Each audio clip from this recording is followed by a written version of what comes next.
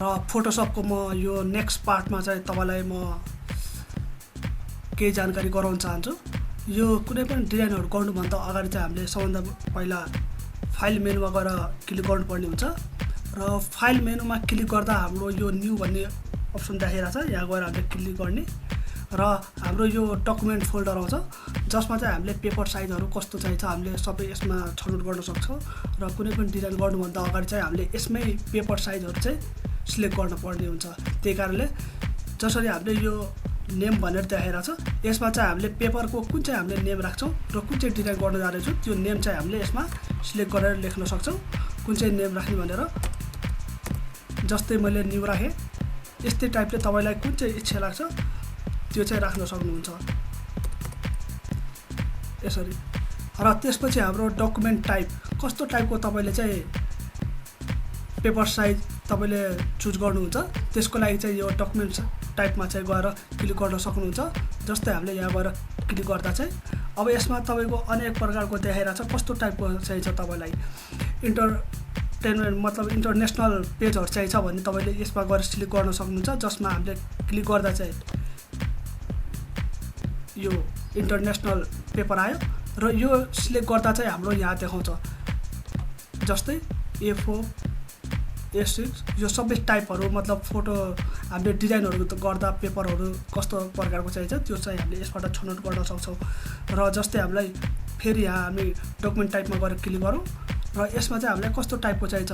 यदि हामीले कुनै मुभीहरूको लागि डिजाइन गर्न जाँदैछौँ मुभी पेजहरूको लागि डिजाइन गर्न जाँदैछौँ भनेपछि हामीले फिल्म भिडियोमा गएर क्लिक गर्न पनि सक्छौँ र जसले गर्दा हाम्रो चाहिँ यो फिल्म भिडियोमा देखाइसक्यो र फिल्म भिडियोमा देखाइसकेपछि चाहिँ हामीले यहाँ गएर कस्तो साइज राख्ने कुन चाहिँ साइजको हामीले पेपर चाहिन्छ हामीले चाहिँ यहाँ सिलेक्ट गर्न सक्छौँ। 2K 4K फुलमा चाहिन्छ कि हामीलाई 1080 मा चाहिन्छ कि हामीलाई यो सबै चाहिँ हामीले पेपर साइज मुभीहरूको लागि अथवा भिडियोहरूको लागि चाहिँ हामीले यसबाट पेपर साइजहरू चाहिँ छनौट गर्न सक्छौँ। र जसरी हाम्रो यो वाइड साइज छ यसमा चाहिँ हामीले यदि अब कुनै अरू डिजाइनहरू गर्नु जाँदैछ भनेपछि हामीले यसमा पेपर साइजहरू चाहिँ कस्तो राख्छौँ भनेपछि त्यो चाहिँ हामीले राख्न सक्छौँ। यसमा चाहिँ हामीले पेपर साइजहरू कस्तो टाइपको राख्ने इन्चमा राख्ने मिलिमिटरमा राख्ने अथवा कुन चाहिँमा हामीले राख्ने यसबाट छनौट गरेर हामीले राख्न सक्छौँ। र यसमा हामीलाई चाहिँ इन्चमा राखेर हेरौँ इन्चमा राख्दा चाहिँ हामीले अब यसमा कतिमा राख्ने यो चाहिँ यता गएर हामीले सिलेक्ट गरेर यदि 9 राख्नु छ भने राख्न सक्छौँ र यहाँ चाहिँ हामीले 7 पनि राख्न सक्छौँ। र यो रेजुलेसन भनेपछि के छ त हाम्रो यो 72 भनेर देखाइरहेछ यो भनेपछि एउटा नर्मल रेजुलेसन हो र यदि हामीलाई हाई रेजुलेसन चाहिन्छ भनेपछि हामीले मिडियममा चाहिँ 300 राख्न सक्छौँ यसमा चाहिँ। र हाम्रो यो पिक्सल इन्चहरू चाहिँ यो यतिमै हामीले राख्दा पनि ठिक हुन्छ र यो बिट भनेपछि 8 सम्म ठिक छ। र यो कलर हामीले अब कलर मोड गर्नु छ भने मतलब पेजमा कलरहरू राख्नु छ भने हामीले यसमा गएर क्लिक गर्न सक्छौँ जसमा हामीले यहाँ गएर क्लिक गर्दा चाहिँ हामीले कस्तो प्रकारको कलर राख्छौँ पेज राख्छौँ त्यो चाहिँ हामीले यसमा चुज गर्न सक्छौँ। RGB भनेपछि हाम्रो रेड कलर मतलब सबै कलर मिक्सकट पेपरलाई चाहिँ RGB भनिन्छ। जसरी R रेड G भनेपछि ग्रीन B भनेपछि ब्लू हैन।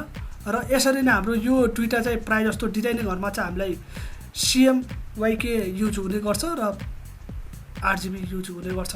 र RGB मा चाहिँ हामीले कुनै कुनै प्रिन्टर मेसिनहरु चाहिँ CMKY मा कन्भर्ट गरेको हुन्छ मतलब सेटिङ गरेको हुन्छ र कुनै कुनै चाहिँ हाम्रो RGB मा गरेको हुन्छ। त्यसैले हामी चाहिँ यो RGB पेपरमा राख्दियो र हामीलाई चाहिँ यो पेपर कस्तो प्रकारको लिँदा चाहिँ हाम्रो राम्रो हुन्छ भने चाहिँ हाम्रो व्हाइट ब्याकग्राउन्ड कलर चाहिँ हामीले कस्तोमा चाहिन्छ यो पनि राख्न सक्छौं।